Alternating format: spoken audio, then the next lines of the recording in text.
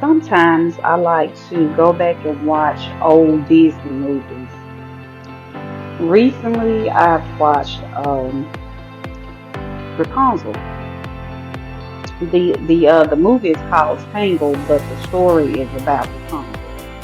So it's not the original Rapunzel story, but it's a modern day, so to speak. It's more modern than the very first original um, Rapunzel story.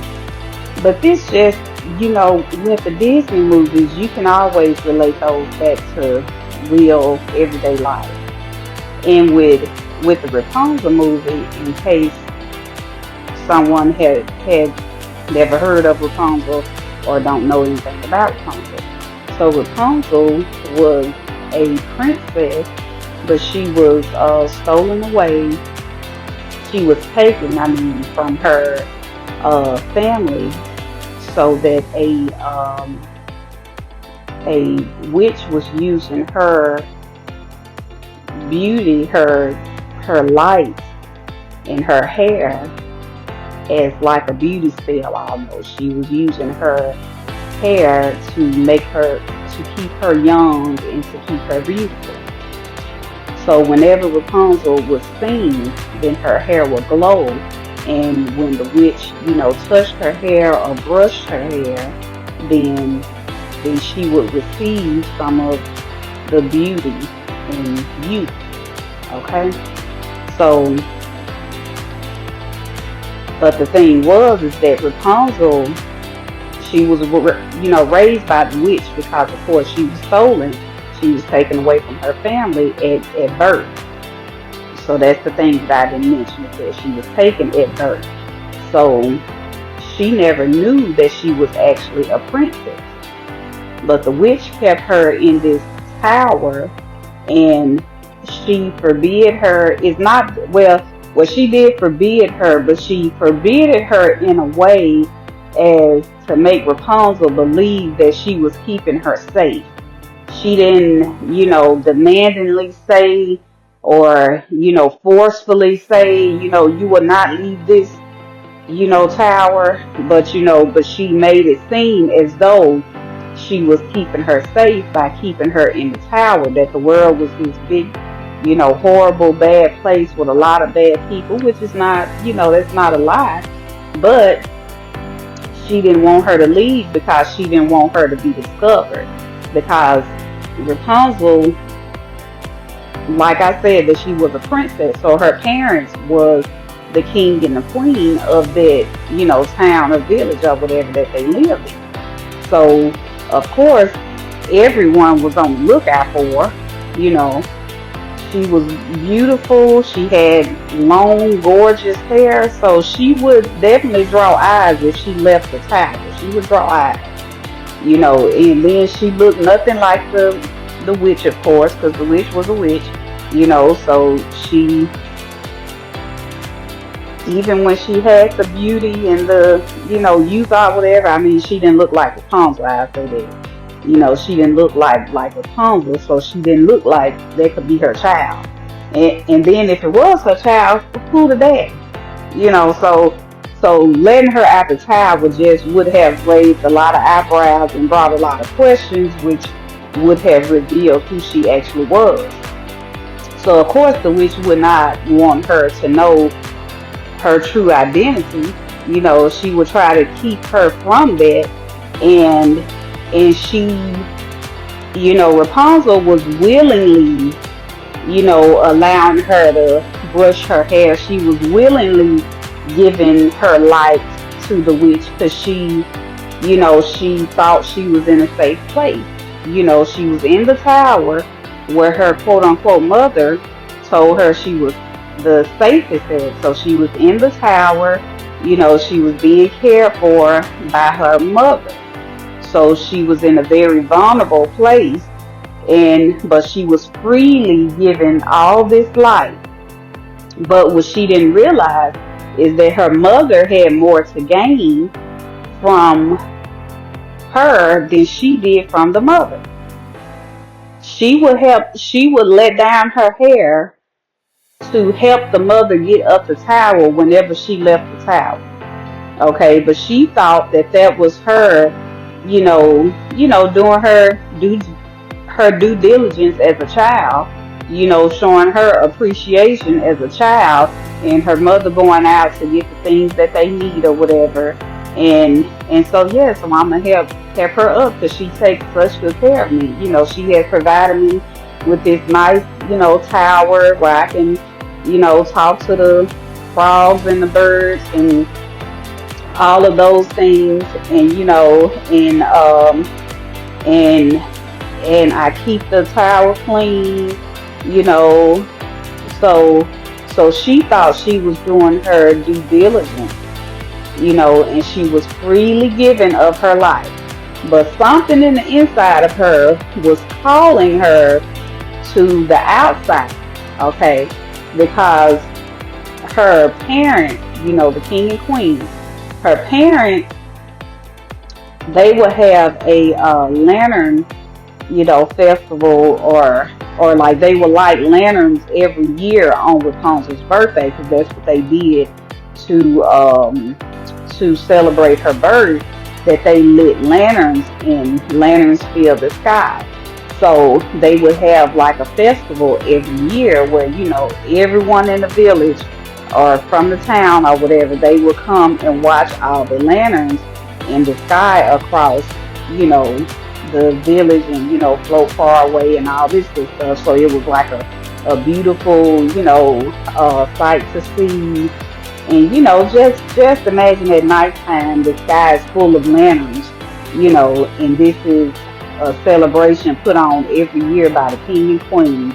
So it's a celebration, is something that the townspeople look forward to seeing.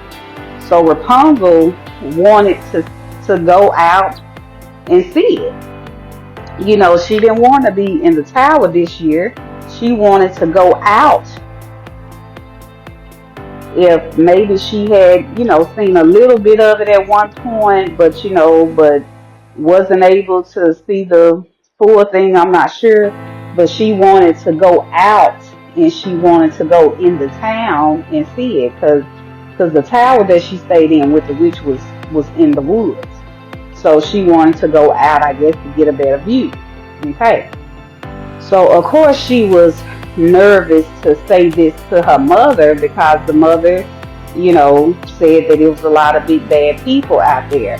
And this was on Rapunzel's, I think this was on her 16th birthday. It may have been the 18th, but I want to say it may have been her 16th birthday or the 18th. I don't know. But so now she was of age to where she was, adult-ish. She had a mind of her own at this point. She had dealt with it long enough, so now she had a mind of her own. So she tricked her mother to let her, well, when the mother went out for the day, Rapunzel snuck out of the tower, and some other things happened. But basically, she ended up sneaking out of the tower and exploring the real world. She did run up on some bad people. I mean, she felt a little lonely initially. You know, um, she wasn't by herself though, but she kind of she was with the guy that came in the tower to steal something from the tower, but he ended up being basically kind of like her Prince Charming, so to speak. Um, but so she was with him, but they fell for each other, but he was kind of a thief, a known thief in the town, but she liked him. So it was kind of, like the good girl going for the bad guy type of situation, and but he really had a heart of gold, but he was a thief, a bad guy, so the mother, the witch, she ended up seeing her falling for the thief. So she was kind of, she ended up finding Rapunzel, and she seen that like her and the thief, they almost had like a kiss, but I think somebody came looking for the thief or whatever and stuff, so that took away that little, private moment that they would have had. So the mother ended up walking up on them, and she, revealed to like Rapunzel that she seen them or whatever. But she tricked Rapunzel and made her believe that the prince was, well, she didn't really trick her, but she manipulated the situation. So she made Rapunzel believe that the prince was actually after something else, that he didn't like her. So she didn't trick her, because that is, he he initially did set out to steal something from the tower, but he also ended up liking her. But sometimes when people tell you something, depending on how they tell it to you, will depict how you will interpret the message. So if somebody say, well, he be around here stealing all the time, and he only came over here so he can, you know, take this and take this from you and stuff. Girl, that boy don't like you. So like if somebody tell you that, then of course, some truth is in that. So the truth is gonna resonate, and the rest of it, you're not gonna even, what you felt. You're not gonna believe what you felt, because that truth is gonna hit and it's gonna erase what you felt. Although there was more to the story, and although both was true, both he did initially set out to deceive, not necessarily her, but to take from the tower. It didn't necessarily have nothing to do with her as a person, but he set out to obtain whatever the object was that he wanted to steal. Okay, so that was his mission. It didn't have nothing to do with who was in the tower. He knew that what he wanted was in that tower, so that's what he was after. Okay, but in the midst of that, he did fall in love with her. He really did. But the mom made it seem like he didn't like her and all this stuff. So of course they ended up veering their path away from each other, because she, she took her back, and she didn't want to have anything to do with him. But anyway, but in the end, she did end up being discovered by her true parents, and she cut her hair off to keep, to be of no use to the witch pretty much anymore. Because I mean, without the hair, then the witch really didn't have anything for her. I mean, she was of no use to her. So the witch is the one that was only using her, but she made it seem as though, that the guy was trying to use her, that he didn't really love her. So what that made me think about is how in real life, we just have to be careful with who we listen to, and like who we take advice from, because people have their own ulterior, selfish motives when they give you advice. It's very rare that you have somebody that is giving you an unbiased opinion.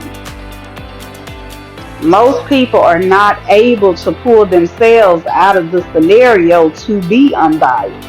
So their opinion that they give you will be completely biased, because they're putting themselves in that situation. They are putting themselves in your life and trying to see, okay, well, if I tell them what's good for them, like, is they gonna hurt me in any type of way? If I say, if they go this route, then that's gonna mess me up, because I get this from that person, or like I get that from that person. So they looking at how they can gain from you or how they can gain from the situation, and that will depict what type of advice that they give you. So they are not, able to give you an unbiased opinion. So we really have to be careful with who we take advice from, who we're listening to, because most people are, selfish, and they are not able to give unbiased opinions. And one way that you will know is by how they make decisions themselves. If you ever ask somebody why did they decide to do A versus B, and that, that answer will tell you. If the person, if you hear them gossiping about somebody else and they say, well, well, I would have did, this, that, and the third, then that will tell you. So just paying attention to how they talk and how they, talk about other situations will kind of let you know how they decide on things themselves. That will let you know if they are a opportunist type of person. And there's a difference between someone who can recognize the opportunity and take advantage of the opportunity for the, in a good way, versus someone who, see everything as an opportunity, even people. So it's all about your intentions. It's all about what you are intending. So are you intending on taking advantage of this person only for your good? Forget their good. Because if the witch had any type of remorse, or if she had anything as far as looking out for Rapunzel's well-being as well, she would not have taken her. The fact that she took her away and tried to keep her away, and that's another thing, is that when somebody is trying to isolate you, then that's never for your good. It's a fine line between somebody trying to look out for you and then somebody trying to isolate you. It's a fine line most times.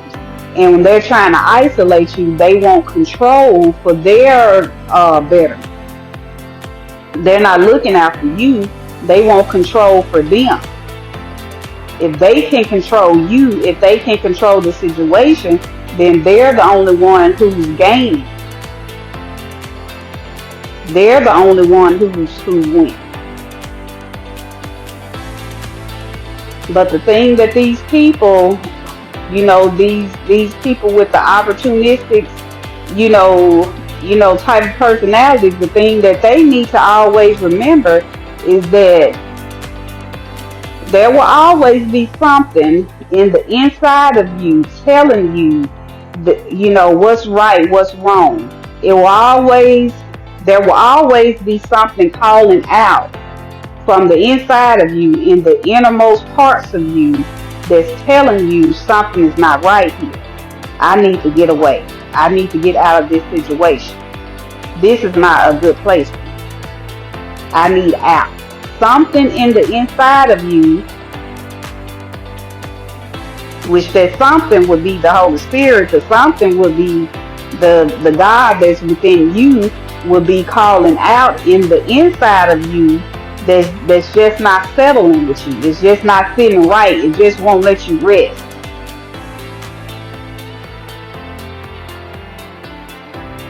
Because initially control feels safe. Initially control feels, nurturing, until it begins to smother. So when that control turns into someone trying to smother you, where they're trying to smother out that flame in the inside of you, they don't really want you to be you. They don't really want you to shine. They don't really want you to really, they don't want people to see your personality. They don't want people to, be around you. They don't want, they like try to kind of either stop you from being who you are, or they try to shun everybody else that's around you for who they are. Trying to keep them from being around you, trying to make them out to be the bad person. So it's a fine line, but you always need to pay attention to what you feel.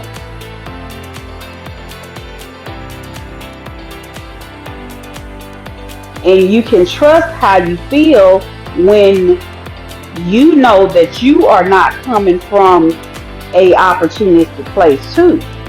Because that can very well be the case too, where sometimes you want to keep that person around because you feel like that that being around this person give you a boost, where that's a boost to your ego, that's a boost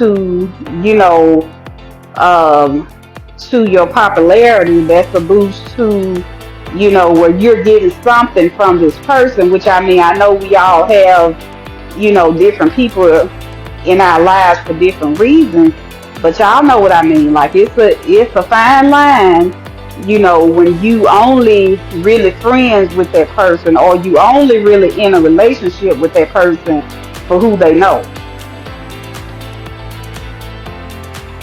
So you can say, well, I date so and so, or I'm friends with so and so, and they, some kin, that's whomever else's cousins or brother or sister or whatever the case may be. You have to be real with yourself as well. Are you only around them for a particular reason? Now, when you're only around them for a particular reason, then that's a whole nother type of situation that we'll have to talk about on another day. But to keep you from being the one having your light used, do not allow your light to be used by other people for their own opportunistic gain.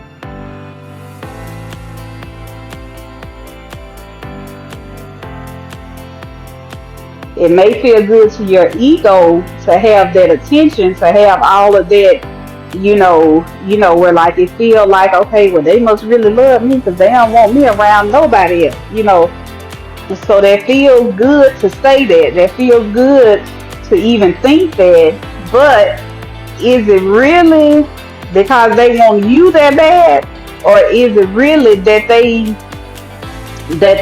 that well, is it really that they want you because they really love you, or is it really that they want you because they're gaining something from you? Are they gaining from your life?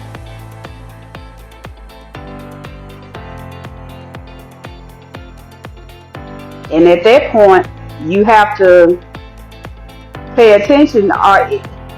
Is the relationship reciprocal? Do you gain just as much from them as they are gaining from you? If it's not a situation where it's reciprocal, then they're still in your life. They're gaining from your life. They're pulling from your life. Because people can do that as well. People can gain from your life, meaning that when you're around people, whatever feeling, whatever vibe, whatever aura, whatever energy, whatever you want to call it, whatever mood, whatever spirit it is that you put off, when you're putting off such a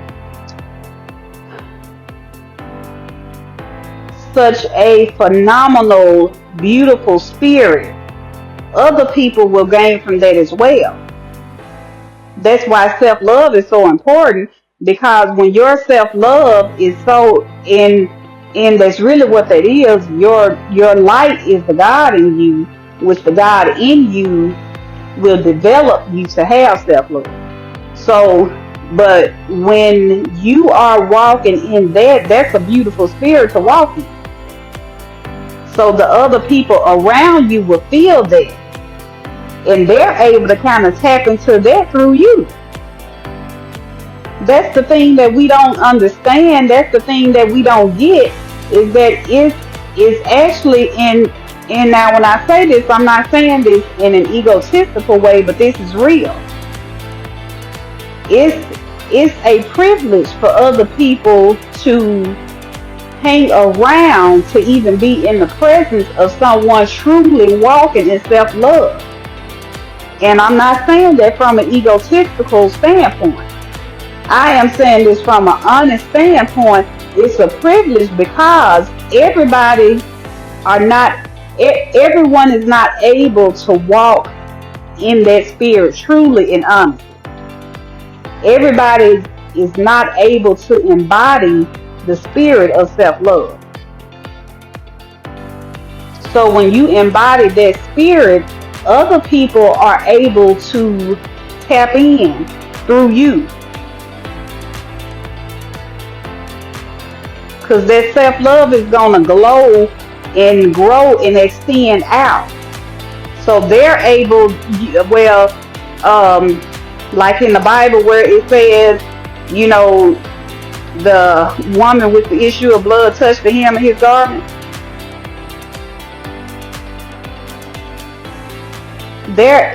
If only they are able to touch the hem of your garment, they will be able to experience, they will be able to tap into some of that you have, some of your light that you have, some of your inner glow that you have. They will be able to tap into that if only they're able to touch the hem of your garment.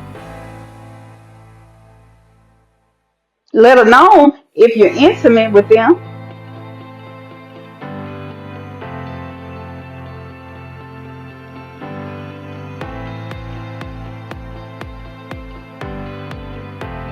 So that's why we have to be careful with who we take advice from, who we're around, who we let in our space. Because everyone does not have your best interest in mind. You may have theirs in mind, but they may not have yours in mind. They may not be an enemy, but they may not have your best interest in mind. They just may be a fence sitter.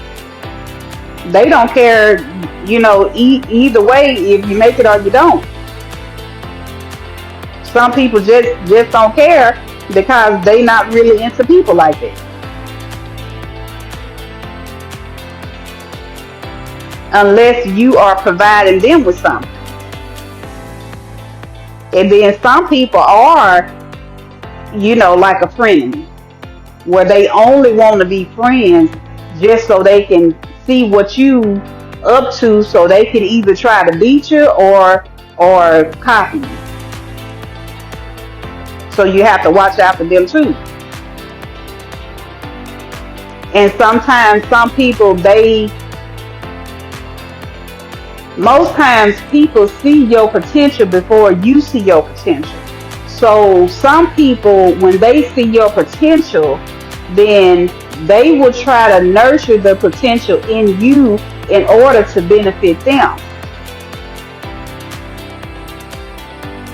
So therefore, anyone else that comes in that will potentially block your relationship with that person, then they're going to try to block that outside person. Whether that be another friend, whether that be a relationship, whether that be, the person moving away, so that's opportunities. They will intentionally block money from you just so they can create another situation so that you will be involved in that, and then they can tap into it and make money with you, off of you. So they see the blessing on you. They see that you blessed and highly favored. And they see that on you. But they want to use your blessings for their gain, for their good. So we have to be careful with who we take advice from. We have to be careful with who we let in our inner circle. And sometimes you just won't be able to catch it. Sometimes it will be somebody who starts out genuine, but they turn at some point. And usually it's greed. Whether it's greed over money, greed over attention, greed over resources. Greed can be over many different things, but it's usually greed that'll make somebody turn.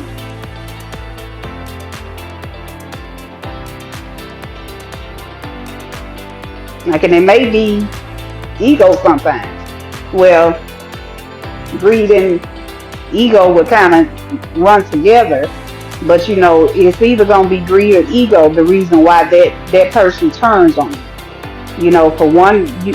For a whole myriad of reasons that it could be, but so you still have to watch out. Even when the people are close to you, you still have to watch out for them as well, because sometimes they will turn. Sometimes they will switch positions. They may start off being genuine, but then when situations are not, at their happiest moment in their own lives, and then now they become fence sitters. Now they become the one that's blocking your opportunity. Now they become the one that's blessing blockers.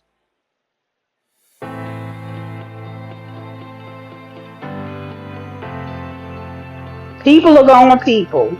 The world is going to world the way that it has always been. The way that people have always been. So this is nothing new. Every generation has dealt with this, and it's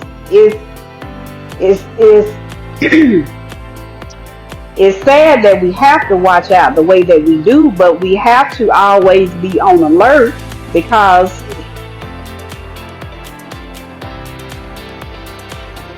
this is going nowhere. Like many other things, it's going nowhere, where people have their own selfish needs and they do not know how to separate themselves from other people's lives. Which brings me back to the title of that movie, which was Tangled. People do not know how to untangle themselves from other people's lives. Let people be. Let them just be.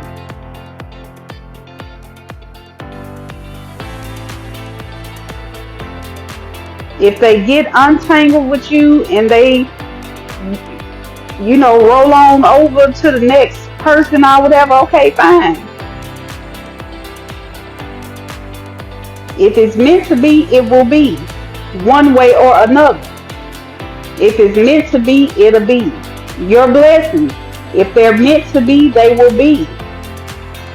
People can delay you from it, but they can't block them. God has already predestined you to have whatever blessings that is meant for you to have. Now, you can definitely delay them.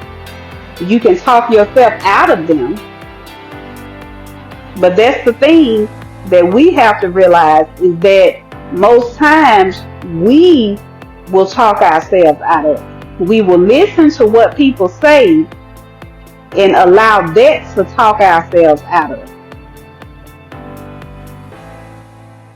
Because they can tell you their opinion. They can block it, okay, and you may not see the block initially.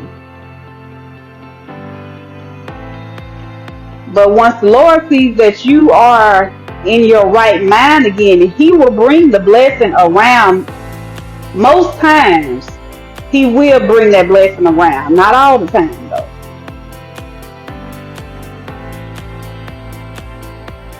So it's up to us to see that blessing and to see it as a blessing.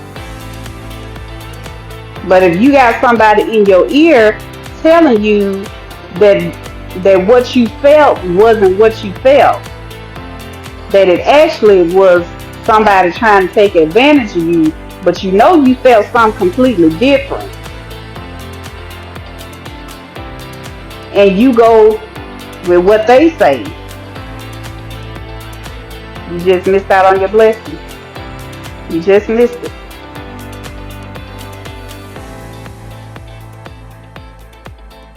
And now they're going to use you for their gain. They're going to try to tap the hem of your garment for their gain. They're going to try to create a whole nother opportunity where only they gain from it. You may have lived it because you may get the recognition for it, but they may really get the gain for it.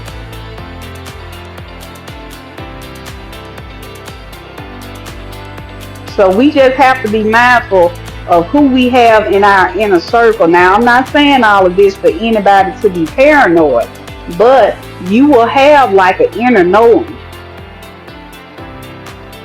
Something will have already kind of turned in your spirit anyway, to where you know that you need to watch out for this person.